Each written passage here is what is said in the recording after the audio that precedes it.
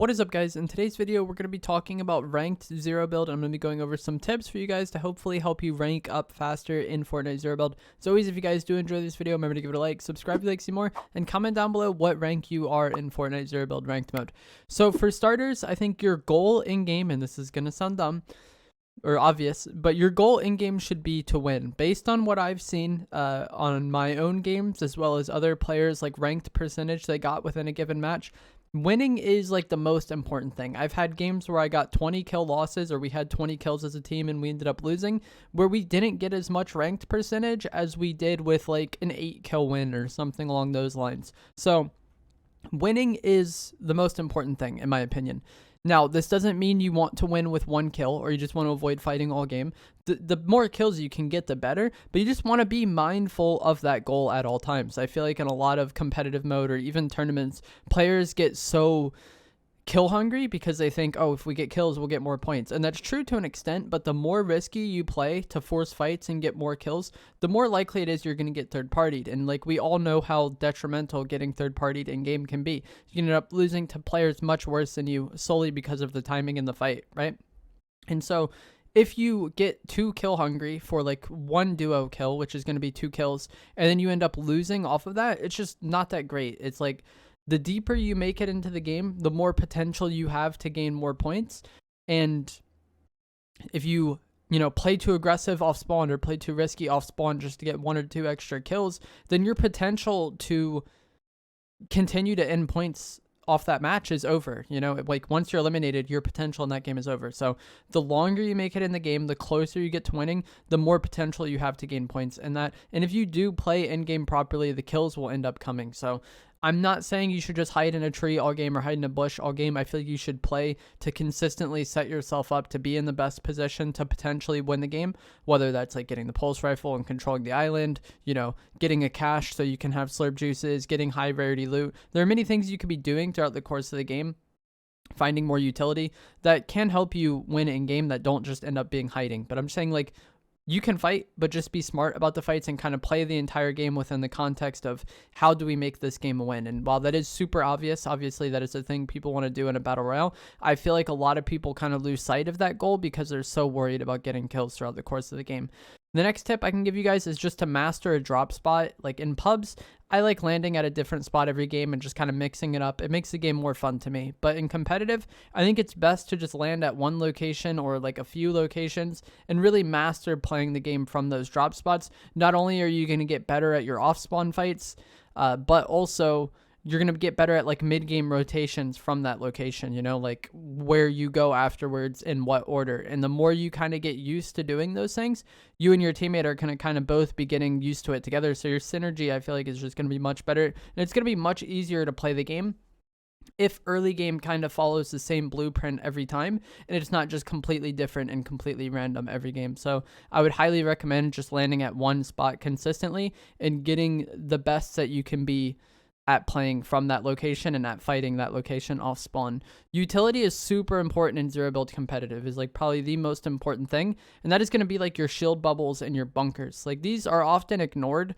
for public matches just because you don't need them. You can kind of play more risky. Everyone is a little bit more laid back. You don't really need these utility items as much, but in competitive, when most players in the game are going to be at your skill level or close to it, the fights are going to be often decided by who has more utility, and in-game is typically going to be more populated and ranked. Like the games aren't ridiculously stacked, but they're typically more stacked end games than what you will get in a pub match. So the teams that have utility end game, the teams that have bunkers, the teams that have bubbles in end game are going to be the teams that like end up coming out on top more often than not. So I think this is probably the biggest difference between zero build pubs and zero build competitive is how important utility usage is. And I often carry only 2 weapons for zero build comp. I've been using the red eye and then like the combat shotgun or the maven shotgun. Some people like doing red eye and havoc pump, but I'm just not that good at that combination. So I like using the red eye and then one of the more spammy shotguns in zero build comp. That way I don't have to carry a spray weapon and we have that extra room for the utility items. Another item that is very important in zero build comp is going to be mobility. I feel like at this point, I don't really have to explain it. Mobility is very, very important in zero build, even in public matches. And competitive is no different. Like if you get solid opening tags on a team and you want to push that with your teammate and get those kills quickly, that way you don't get third partied, mobility makes that super like much easier. Just getting around the map in general and rotating from zone to zone, even in certain situations, you might need mobility to get to where you need to go. Like if zone goes up a mountain or something like that, the teams that have mobility are going to be the teams that come out on top. And another thing that is very, very helpful is, like I said, the end games are going to be more stacked and you want to be playing more for end game. When moving zones come, the team that just kind of katanas ahead of zone and bunkers up at whatever position of advantage there is to hold the rest of the lobby is usually going to be able to clean up several kills. So mobility and utility are very, very important in zero build competitive, and that's definitely something that should be considered when you're kind of choosing your drop location. The places that have the katana spawns, the places that have the attack on Titan chests, very valuable in zero build competitive. And if you guys would like to see a video on zero build comp drop spots, let me know down in the comments below and maybe I'll make that video. Another thing that I feel like a lot of players might just like kind of not really think about is that you can use gold in ranked mode. For some reason, gold doesn't reset in ranked. In competitive in the past, like arena and in tournaments, your gold would be at 0 in every game. So the only gold you had during that match would be the gold that you found in game. And so you really couldn't do as much with it. But in ranked mode, you have your max gold from pubs. So if you have 5,000 gold in pubs, you have 5,000 gold in ranked. And this is super helpful for upgrading weapons, hiring NPCs, which is wild. The lady that sells the katanas is on the map. If you're landing anywhere on the left side of the map, maybe rotating to her and picking up a purple katana can be the play. But just use your gold. This is something that I didn't really think about for a few games just because I wasn't really used to worrying about this in comp, but the gold is in a ranked and you do have your public match gold, at least as of the time I'm making this video. I'm not sure if they're going to reset that.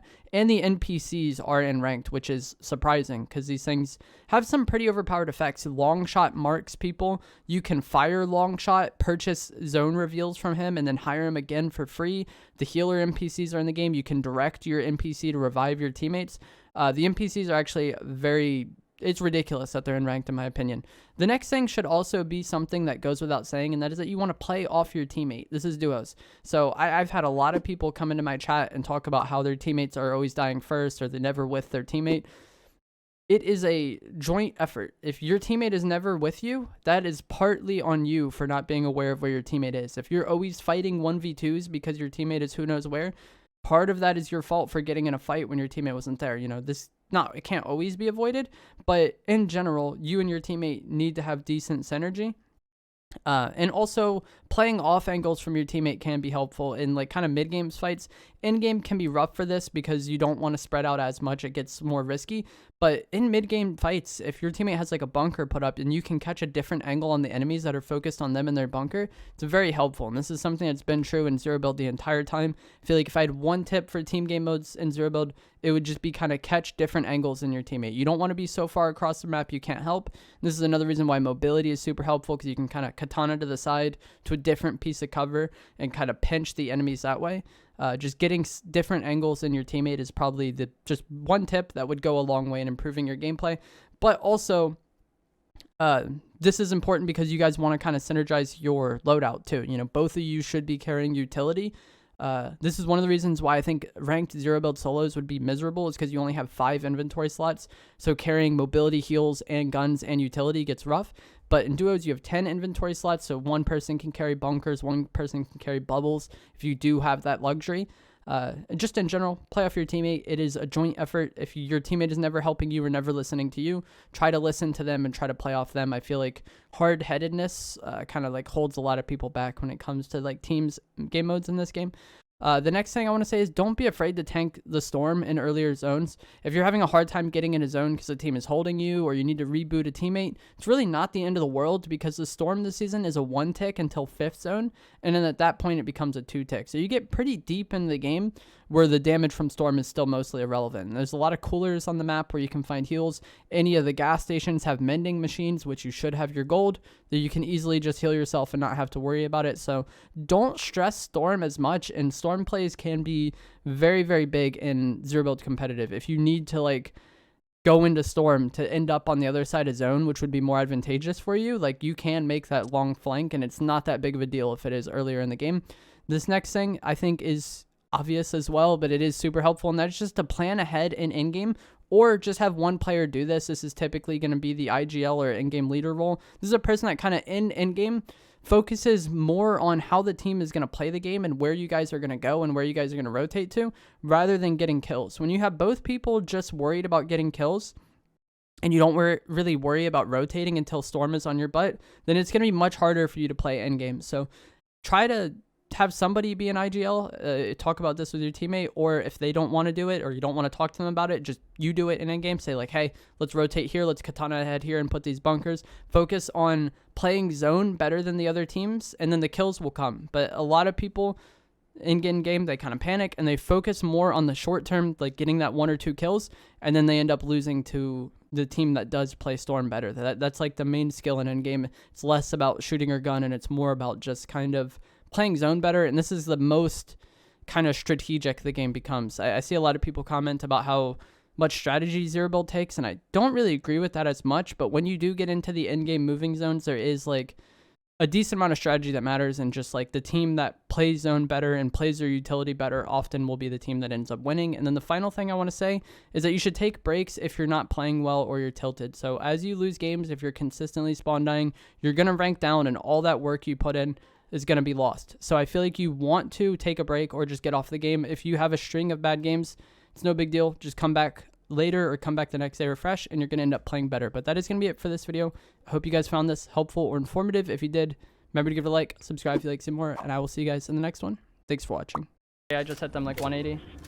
Okay. I'm gonna katana to the hill and bunker. They died to Storm, the one at the solo. Just duo. Nice. Punning up to us. Hit that guy like 150 already.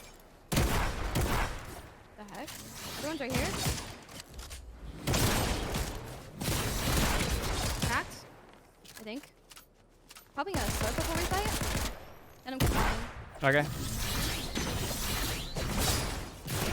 10? One more. GG's. Nice.